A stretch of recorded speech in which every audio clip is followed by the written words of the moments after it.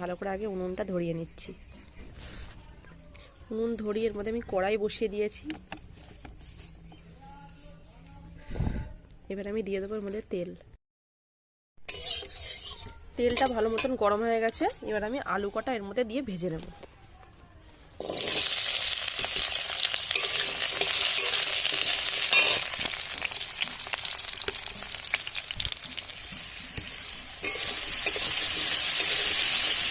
আজকে আমি মাংসটা একটু কষা কষা করে রান্না করব, তাই আলুগুলো একটু ছোটো ছোটো করে কেটে নিচ্ছি যাতে তাড়াতাড়ি গলে যায়।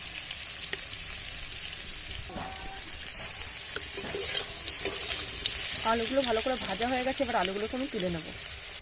আজকের মাংসটা আমি একটু অন্যরকমভাবে রান্না করব, তাই কিছুটা পেঁয়াজ ভেজে নেব বেরেস্তার জন্য লাল লাল করে। আমার বেরেস্তাগুলো হয়ে গেছে, তাই আমি বেরেস্তাগুলোকে আবার তুলে নেব।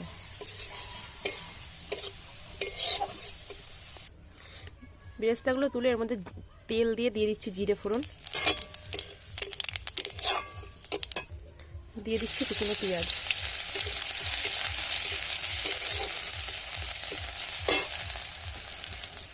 পেঁয়াজ ভাজা হয়ে গেছে, তাই দিয়ে দিচ্ছি এর মধ্যে আমি মাংসটা। আজকের মাংসের পিসগুলো আমি ছোটো ছোটো করে কেটে নিয়েছি।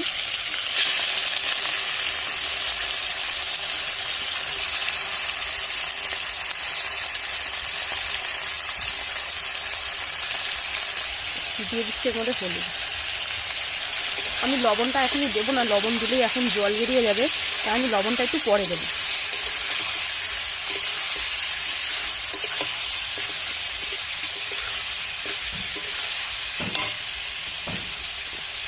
মাংসটা আমি হালকা করে ভেজে নিয়েছি। এবার আমি দিয়ে দেবো এর মধ্যে আদা রসুন আর লঙ্কা জিরে একসাথে পেস্ট করা মশলাটা।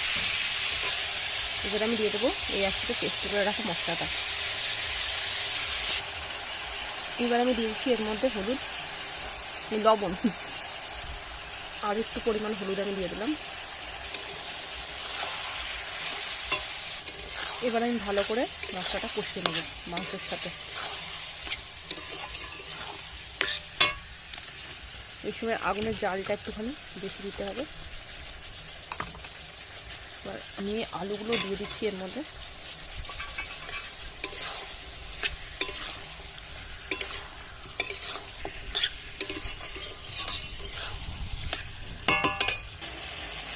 আমি এর মধ্যে কয়েক কোয়া আস্ত রসুন দিয়ে দিলাম।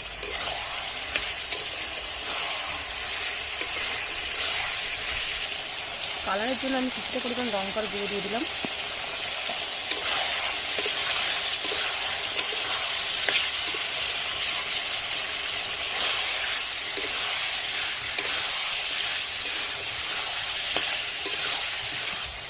আমি 1 চামচ মতন দিয়ে দিচ্ছি মিট মশলা। আবারও ভালো করে কষিয়ে নেব।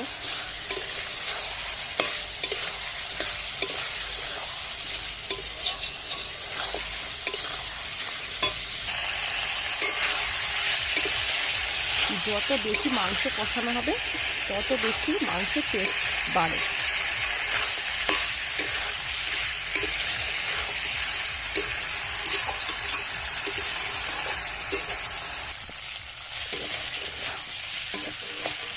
আমার মাংসটা কিন্তু ভালো মতন কষানো হয়ে গেছে, মাংসের গায়ের থেকে তেল ছাড়তে শুরু করেছে।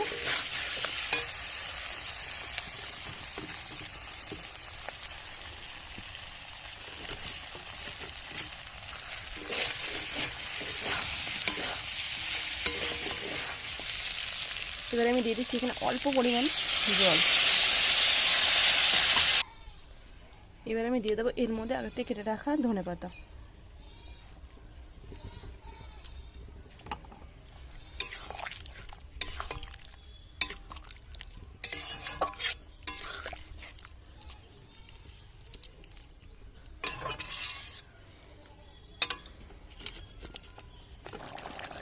এবার আমি দিয়ে দেবো এর মধ্যে বেরেস্তা ভাজাটা।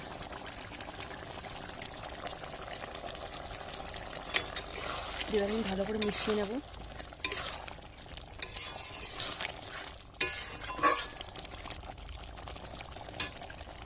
আমি দিয়ে দেবো এর মধ্যে একটু গরম মশলা।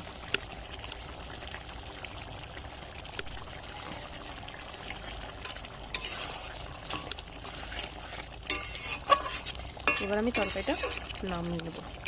আজকের ভিডিওটা আমি এখানেই শেষ করি।